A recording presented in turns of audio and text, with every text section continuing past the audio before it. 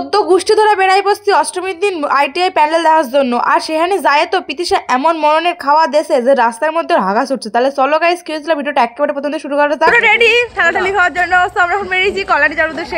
এই যে পুরো গোষ্ঠী ধরে বেড়াইছি, ফুল কাউতালি বাড়ি দিয়ে বেড়াই চলে আসি কল্যাণী স্টেশনে। আর আমি আসি মাসি বাড়িতে চাকদা স্টেশনে চলে আসি। আর ট্রেন আসতে আমাদের লেট ছিল তাই খাই নিয়েছি সবাই মিলে চা। আর আজকে যে অষ্টমী সে ট্রেন দেখে তো বোঝাই যাচ্ছে না, কারণ ট্রেনের মধ্যে তেমন একটা ভিড় ছিল না। আমরা তো পুরো ফাঁকাই গেছি, ফাঁকাই আইসি। থেকে তো কল্যাণী খুব একটা দূরে না, তাই তাড়াতাড়ি চলে আসি। আর এখন তারপরে টোটো করে চলে এসেছিলাম আইটিআই মোড়ে, কিন্তু টোটোওয়ালা আমাদের কইলো 5 মিনিট হাঁটতে হবে। 5 মিনিট হাঁটার নাম করে গায়ে প্রায় 20 থেকে 25 মিনিট হাঁটা ফেলাইছি। কম করে হলো 20 থেকে 25 মিনিট হাঁটার পর দেখতে পেরেছি প্যান্ডেলের মাথা। ভিড় না হলে কি হবে, এখানে কিন্তু মরণের ভিড়। দেখতে পাচ্ছ কত মানুষজন আইসে কল্যাণী প্যান্ডেলটা দেখার জন্য। সত্যি কথা কইতেছি, এই প্যান্ডেলটা যতই দূর দিয়ে দেখো না কেন, ফোন দিয়ে দেখো না কেন, সামনে থেকে দেখার কিন্তু আলাদাই মজা। যখন সামনেতে দেখলাম কি বলবো, এই প্যান্ডেলটার ভিতরটা যেমন সুন্দর হয়েছিল তেমনি বাইরেটা অনেকটা সুন্দর। খারাপ হচ্ছে এখানে 1 মিনিটও দাঁড়াতে দেয় না, লাইন দিয়ে তুমি যতই ঢোক না কেন দাঁড়াতে তোমরা দেবেই না। আর করা যাবে, মায়ের দর্শন করে চলে আসি আর একটা প্যান্ডেল দেখার জন্য। আর তারপরে খাই নিয়েছি ফুচকা খাইতে আসছি। আমার দাদা আর অনন্তর মিলে শুরু হয়েছে কে কয়খান ফুচকা খাইতে পারে। সব ঠিক আছে, কিন্তু এইটা আবার কেমন ধরনের ফুচকা খাওয়া ভাই? সবাই মিলে ফুচকা খাই এখন বেড়াই পড়ছি। এখন যে কোথায় যাচ্ছি আমরা নিজেরাই কোনো জানি না। রাস্তার চারিধারে এত সুন্দর লাইট দিচ্ছে যে কি ভাল লাগতেছে। আর তার মধ্যে শুরু করে দিচ্ছে আমরা বোমা কাউতালি। পুষ্টি ধরে কোথাও যাবো আর কাউতালি হবে না, এটা তো হতেই পারে না। যাইতে যাইতে চোখে ধরছে দোকানটা, এখান থেকে এখন সবাই নাকি বিরিয়ানি খাবে, সবার খিদে পেয়ে গেছে।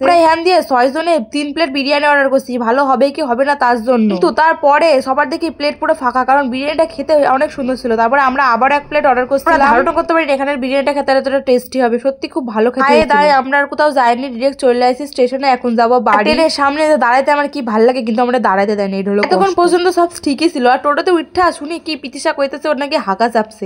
মরণের গেলা দিচ্ছে, হাগা তো চাপবেই না। কোনো রকমে হাগা চাইপে চলে আসছে এখন চাকদার সূত্র বাজারের ওখানে। এই বাজির দোকানটা থেকে আমরা সবাই মিলে বাজি কিনেছিলাম বাড়ি গিয়ে ফাটানোর জন্য। বাজি কিনে বাড়ি যাওয়ার পথে একটা ঠান্ডা নিয়েছিলাম, এটা এখন খাইতে খাইতে আমরা বাড়ি যাবো। কোথাও গেলে আমাদের কাউতালি মোটেই একবারে কমে না। আর তারপর বাড়ি এসে আমরা শুরু করে দিছি বাজি ফাটানো। আর আমার জন্য এই বাজি ঠিক আছে, কারণ আমি বোম ফাটাতে খুব ভয় পাই। আমার তো এই বাজিগুলো ফাটাতে সেই লাগে।